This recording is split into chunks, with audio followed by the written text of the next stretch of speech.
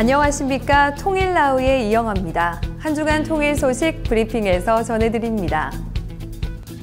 평화통일의 주역이 될 제7기 통일부 어린이 기자단의 발대식이 지난 6일 통일교육원에서 열렸습니다.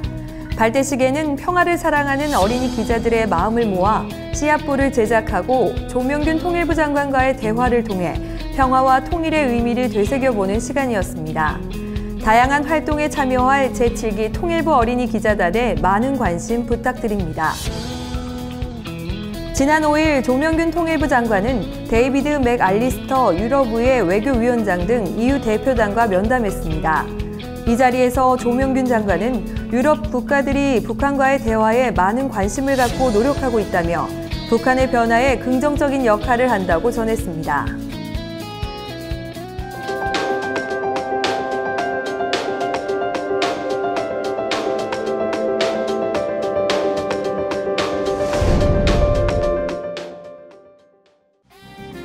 통일부에서 정부 비공식 통일 토크로 내걸고 있는 광화문 필통.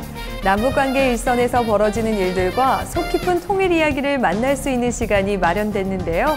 광화문 필통의 제작 현장을 찾아가 봅니다.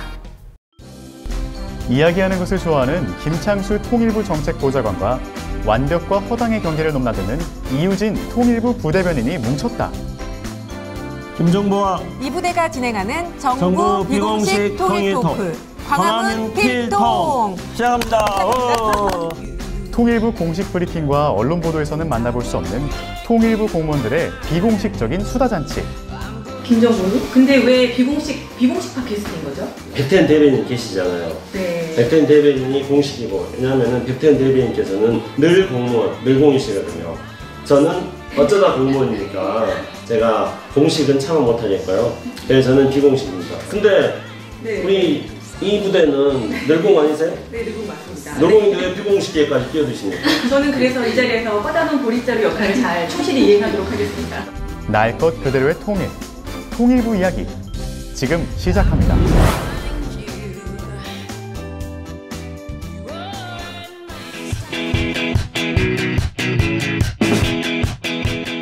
광화문 필통이라고 지금 우리가 이름을 지었습니다. 네, 그렇죠. 광화문 필통이라고 왜 이름 지었어요? 그 필통, 반드시 반드시 통일하자, 반드시 통일해야 한다? 그런 뜻 아닌가요? 저한테 가방 속에 필통이 있습니다. 전 필통 속에서 뭔가를 제가 기억에 남길 일들을 기록해야 될 때 저는 필통 속에서 펜을 꺼냅니다. 그러니까 저에게서 필통은 내가 뭔가를 기록해야 될 때 필요한 것을 제공해주는 그런 필이 오는 통입니다. 네. 필통 너무 익숙하고 우리 초등학교 때 가방 항상 가지고 다녔던 거잖아요. 편하게, 통일에 대해서 편하게 생각하고 친숙하게 다가가고 그렇게 같이 공감할 수 있는 광화문 필통이 되도록 김정부가 노력하실 거죠? 야, 꼬다는 보릿자루째 앉아있다고 그러더니 그냥 제 업무 영역까지 지금 와, 대단하십니다. 광화문 필통, 하여튼 필이 참 좋습니다. 네. 앞서 말씀드린 것처럼 광화문 필통을 통해가지고 국민 여러분들과 직접 소통하는, 국민 여러분들께서 궁금해하는 것들을 광화문 필통을 통해서 국민 여러분들에게 전달하는 그런 역할을 하겠습니다. 광화문 필통의 첫 주제는 바로 평창 동계올림픽. 당시 현장의 분위기와 여운을 전할 게스트가 초대됩니다. 안녕하세요. 안녕하세요. 통일부 평화정책과에 근무하고 있는 진아은이라고 합니다. 올림픽 기간 중 박람한 북한 응원단과 태권도 시범단, 기자단과 함께 지냈던 진아은 사무관. 응원단, 예술단 오기 전에 남북 단일팀이 구성되어 있었던 아이스하키 선수들이 먼저 박람을 했습니다. 근데 처음에는 이제 굉장히 서로 서먹서먹한 사이였다고 해요. 일단 서로 용어 차이가 너무 많아서 훈련할 때 뭐 북한 선수들은 연락하라 이러는데 우리 쪽 선수들은 그게 패스라는 의미인지를 몰라서 이제 그 코치진들이 용어집까지 따로 만들어서 훈련을 할 정도로 슛하다를 쳐넣기요. 네. 골리를 문직이라고 표현하고 상당히 용어가 많이 다른다고 들었습니다. 사상 최초로 결성된 여자 아이스하키 남북 단일팀 선수들의 경기장 밖 뒷이야기도 들을 수 있었는데요. 나중에는 또 굉장히 친해져서 생일 파티도 해주고 서로 그러다 보니까 팀워크가 좋아지니까 경기 실력도 후반으로 갈수록 점점 일취월장하지 않았나 싶습니다. 생일 파티 할 때 생일 축하 노래도 불렀다면서요? 예, 생일 축하 노래를 불렀는데 사실 북한은 우리가 흔히 하는 그 생일 축하합니다 그 노래가 없어서 자기 자체적으로 노래를 부르고 그렇게 했다는 에피소드를 들었습니다. 나중에는 이제 너무 헤어지는 순간에는 정말 많이 울고 서로 뭐 롤링페이퍼 같은 편지랑 이런 것 교환을 하면서 이제 이별을 했다고 들었어요. 광화문 필통 두 번째 편에서는 4월 초 남북 정상회담을 앞두고 진행된 남측 예술단의 평양 공연이 화제에 올랐습니다. 남측을 대표할 수 있는 그 어벤져스라고 할 수 있을 정도의 많은 가수들이 가지 않습니까? 이 중에 네, 어벤져스가 가죠. 평양 시민들이 가장 박수를 많이 보낼 가수가 누굴까요? 저는 왕년에 또 평양에서 공연했던 경험이 있는 조용필 씨. 그리고 YB 밴드. 저는 뭐 조용필 씨나 이선희 씨는 당연히 박수를 많이 줄 것 같은데 이번에 새로 가는 백지영 씨도 박수를 많이 받지 않을까. 저는 이선희 씨가 워낙 이제 목소리 가창력이 좋지 않습니까? 그래서 이선희 씨하고 그 다음에 거의 못지않게 그러니까 이선희 씨에게 없는 또 매력이 있는 알리 가창력 알리 가창력. 네. 공연 끝나고 나서 어느 분이 가장 박수를 많이 받았는지 한번 내기를 해보시죠. 예. 이번 윤상 씨가 민간인으로서는 처음으로 남북회담의 수석대표로 참석을 해서 의미 있는 또 회담 결과를 가져왔던 것이 참 재미가 있었고요. 또 저희 통일부 브리핑실에 와서 온브리핑 하시는데도 브리핑을 너무 잘하시는 거예요. 정말 의미 있게 봤습니다.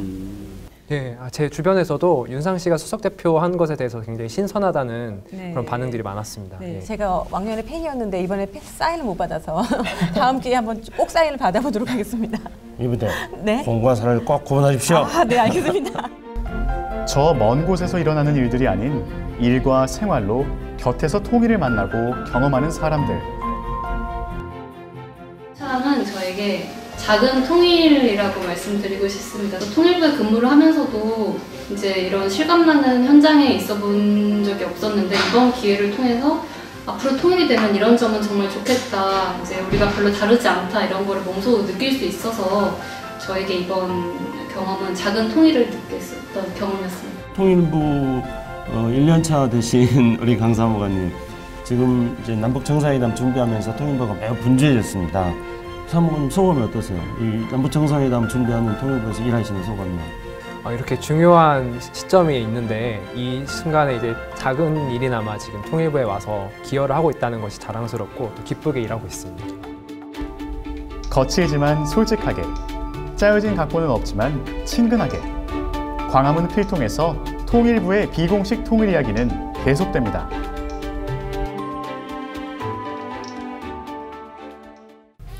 오늘 통일법보기는 남북 민간교류와 관련한 내용인데요. 특별한 이유로 북한으로 물건을 보내야 하는 경우를 다뤄봤습니다.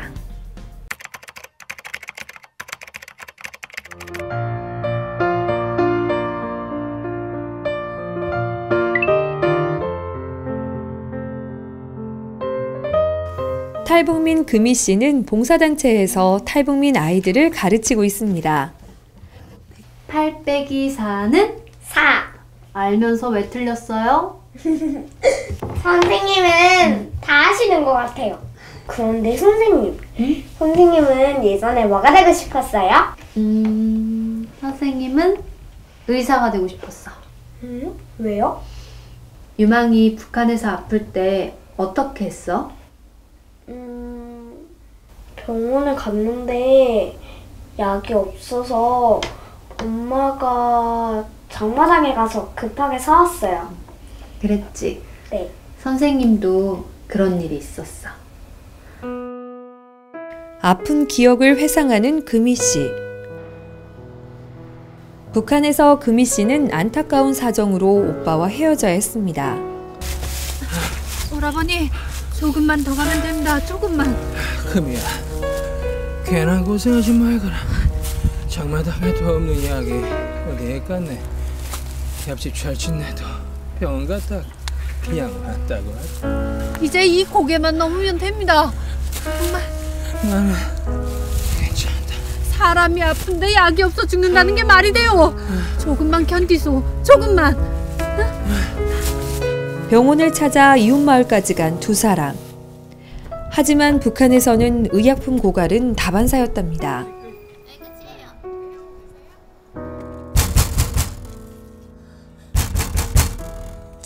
누구 더 없습니까? 문 좀 열어주시오. 결국 제때 치료를 받지 못한 오빠는 세상을 떠났습니다. 선생님 오빠는 북한에 있을 때 약이 없어서 돌아가셨어. 선생님, 괜찮아요. 그래도 지금은 유망이가 있잖아요. 으, 이뻐. 바로 그때 선생님, 좋은 소식이랑 나쁜 소식이 있는데 어떤 소식 먼저 들으실래요? 당연히 좋은 소식 먼저 들어야죠. 그러면 따라오세요. 좋은 소식이란 말에 얼른 나가보는 금희 씨. 탈북 이후에도 북한을 돕고 싶어 봉사활동을 해왔던 금희 씨. 그녀에게 어떤 소식이 기다리고 있을까요? 전에 부탁하셨던 일 말이에요. 예. 북한에 의약품 전달하는 일이요. 저희가 한번 진행해 보려고요. 정말요? 그게 정말로 가능한 일입니까? 그럼요. 선생님하고 탈북민분들이 한뜻으로 기부해 주신 돈으로 우선 시급한 약품하고 그리고 의학 서적들을 좀 마련했어요. 감사합니다. 정말로 감사합니다. 너무 좋은 일인데 나쁜 소식이 있을 게 있겠습니까? 특별히 나쁜 소식이라 할 건 없는데 우리가 북한으로 바로 보낼 수가 없어서 중국 브로커를 통해야 할 것 같아요. 그러면 문제되는 게 아닙니까? 문제 없을 거예요. 다 북쪽 동포들 돕자고 하는 일인데요. 그리고 이게 무슨 정치적인 선전물도 아닌데요. 옮기시죠.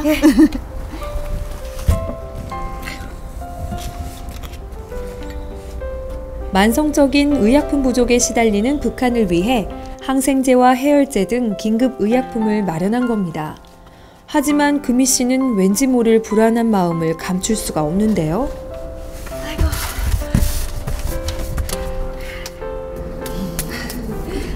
근데 느낌이 좀 이상합니다. 왠지 나쁜 일이 생길 것만 같습니다. 너무 걱정하지 마세요. 다 이렇게 한대요. 자, 그럼 출발하시죠.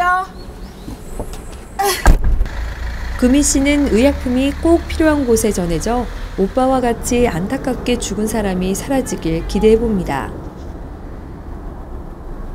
그로부터 한 달 후, 두 사람은 경찰서에 앉아 있습니다.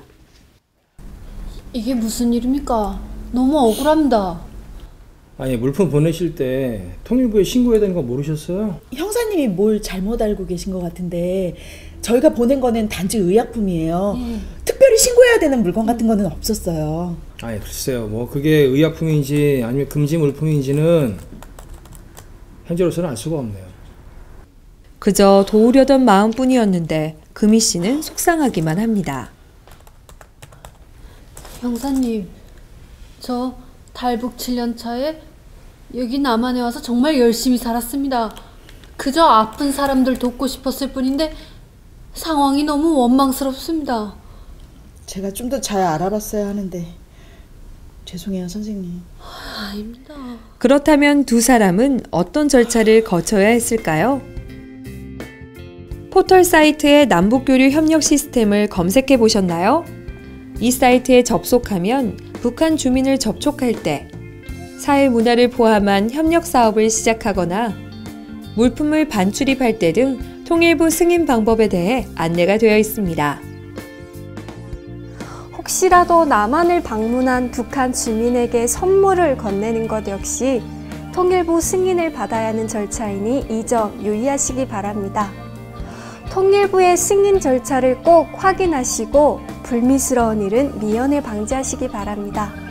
더 궁금한 사항이 있으시면 통일부 남북교류협력국으로 전화주시기 바랍니다. 이상으로 통일나우를 마칩니다. 시청해주신 여러분 고맙습니다.